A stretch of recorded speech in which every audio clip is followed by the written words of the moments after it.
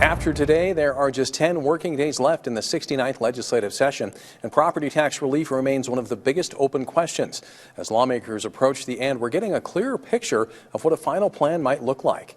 MTN senior political reporter Jonathan Ambarian breaks down two of the major proposals moving forward this week. On Tuesday evening, the House and Senate each spent well over an hour debating a bill for property tax reform. Both bills passed initial votes, and as currently written, they have several differences but share an underlying structure. I think we're getting to a spot where we've got a product that the vast majority of the legislature can agree on.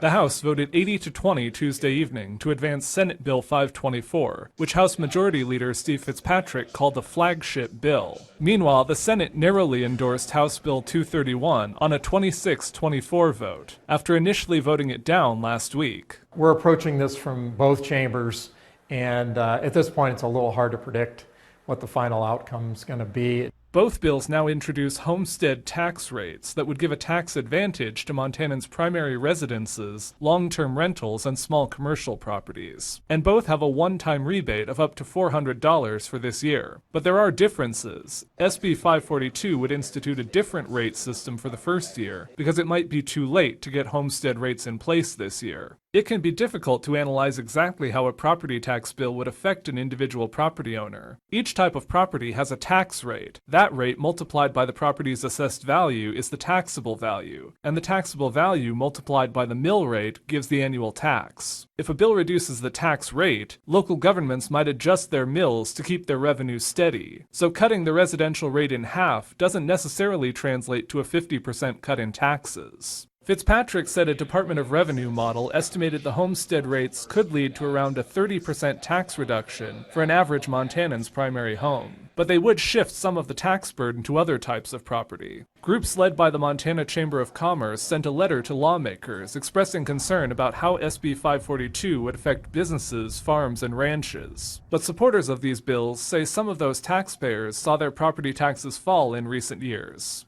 SB 542 and HB 231 will each need to pass a final vote in their current chamber before going over to the other. If that chamber votes to accept the current version, the bill could be on its way to the governor fast. If not, there'll have to be a conference committee to sort out the differences. In Helena, Jonathan Ambarian, MTN News. A bill that would make school lunches free for families currently on reduced price plans has passed a big hurdle at the legislature.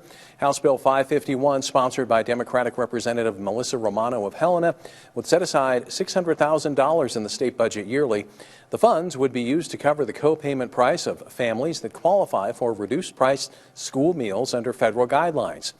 HB 551 passed the House with 2/3 of the chamber in support, but the bill almost died in the Senate. After a successful blast motion, it passed the Senate on a third reading 28-22 and was sent to enrolling. According to data from the Annie Casey Foundation, more than 45% of Montana public school students are eligible for free or reduced price school meals.